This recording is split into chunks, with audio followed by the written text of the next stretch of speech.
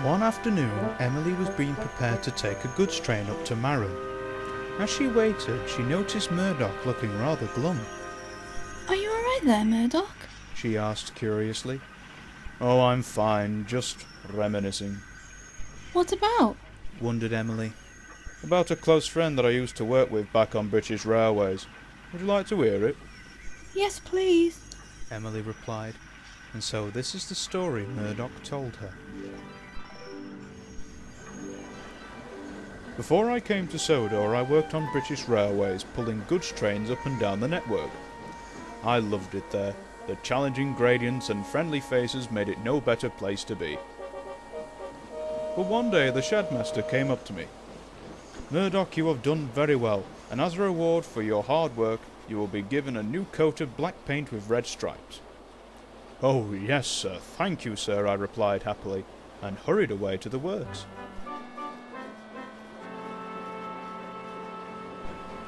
When I arrived, the painters had something rather peculiar in the paint pots. There was orange, green, yellow, and red. Excuse me, but this isn't right, I said. I'm supposed to be painted black with red stripes, not orange and yellow stripes like squashed fruit. Sorry, Murdoch, we were supposed to have a delivery of paint this afternoon, but the engine carrying the load had a collision with a Standard 4, and the paint was damaged, so we won't have any more paint until next week. So it looks like we're going to have to use these colours instead. Oh well, I sighed. It's not your fault. Things happen. Although I have a feeling the others will never let this one down. And I was right. When I came to the sheds later, they laughed at me and said I looked like an oversized tropical fruit on wheels. This angered me deeply, and I would always leave the sheds to rest outside. One day I was waiting at the station to let the passenger train go through. When the train arrived, the engine who was pulling it had large driving wheels, strange coupling rod arrangement, and nameplates that read Duke of Gloucester on both sides of his smoke deflectors.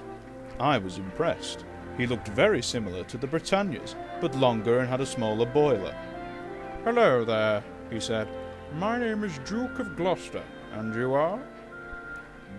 My name's Murdoch, I stuttered shyly. Are you a new engine? Why, yes. I was built 2 days ago. I was to replace a Princess Royal class, as it was in a terrible accident, he replied. Then he looked at my livery. You're going to tease me about it, aren't you? I sighed knowingly. Not at all, my dear chap. I think it makes you unique and adds a bit of diversity to the railway instead of all engines painted in just 2 colours. After hearing that, I felt a lot happier. Just then a grumbling Jubilee, who was nicknamed Westy, backed down to a line of trucks. It's not fair, he complained. I don't get a new crest, my crew don't have the decency to care for me, and now I have to take goods trains? I'm an express engine, not a mixed traffic engine. He looked at me and scoffed. At least I'm not painted in a ridiculous livery. It's a shame we don't have a bowl. We could have put you in it.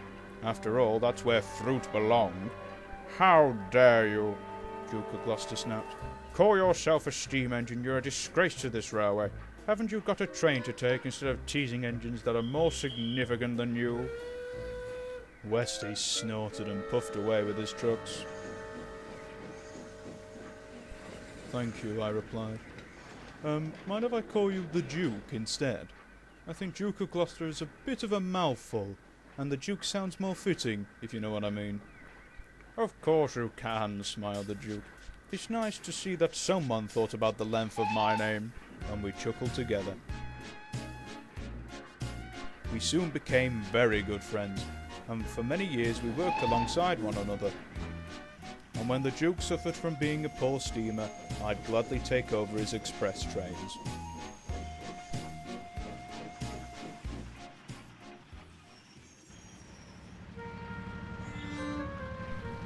But then the modernisation plan was put into action, and steam engines all over the network were withdrawn from service and replaced with new up-to-date diesels. The engines allocated to this shed were left on a siding, silent and still. The Duke and I were most upset. We were told that we were going to be withdrawn next year. I can't believe this is happening, I said sadly. All my classmates thrown on the scrap line after 10 years of service, and I'm the only one left. Hardly, replied the Duke. I overheard from my crew that the last steam locomotive built was in fact a member of your class, chap. So it's not the end of the world. I suppose, I sighed glumly. I just wish I could live on and prove that even we standard locomotives have a future too. But before I realised it, my chance came sooner than expected. The shedmaster came up with a gentleman in a top hat. This is Sir Topham Hatt, he said proudly. He owns the North Western Railway, and he doesn't have any plans to abolish steam. Indeed, he replied. Now my railway is struggling at the moment, and I am in need of an engine to help out with the heavy workload. Can you handle it? Yes, sir, of course, sir. That's a good engine, smiled Sir Topham Hatt. There's life in the old dog yet, smiled the driver. I smiled too. My wish to have a future had come true.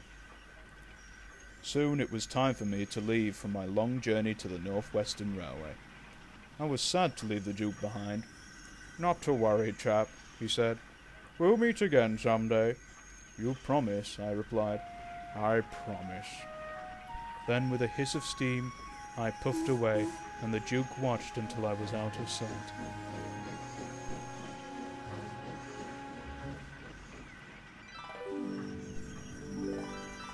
And that was the last time I ever saw the Duke, finished Murdoch. And now I fear he may have been scrapped. I wish I didn't leave him on his own with those diesels. Murdoch puffed away, leaving a worried Emily behind. She felt very sorry for him and wanted to help him out. Come on, Emily, time to go, said the driver. Oh, right, of course. And puffed out of the shed. When she backed down onto a train, she couldn't think of anything to help Murdoch out. The Fat Controller, who was standing on the platform, noticed Emily and wondered what's wrong. What's the matter, Emily? It's Murdoch, sir. Emily began. He told me about an old friend that he worked with on the British Railways, and he's worried that he's scrapped.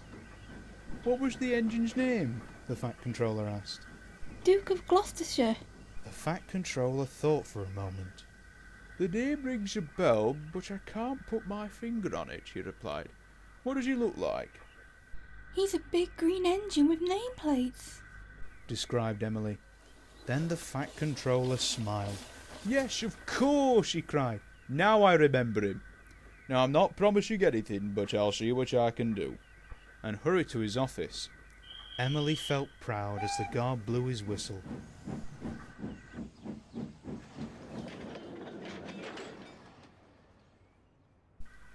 That night, Murdoch was just being simmered down by his crew when Emily reversed down with the Fat Controller on board. He stepped down. So I've been told that you are worried about an old friend. Yes, sir, said Murdoch. Well, Murdoch, you'll be in for a surprise. Murdoch's jaw dropped, as backing down next to him was a green engine with familiar nameplates on his smoke deflectors. Hello, old friend. It's been a while, hasn't it? Indeed, replied Murdoch happily. Thank you, sir, thank you very much. You're very welcome, Murdoch, smiled the Fat Controller. I'll leave you to it. He turned and walked away, leaving the three engines to talk all night long. But I mustn't tell you any more, or I shall spoil the next story.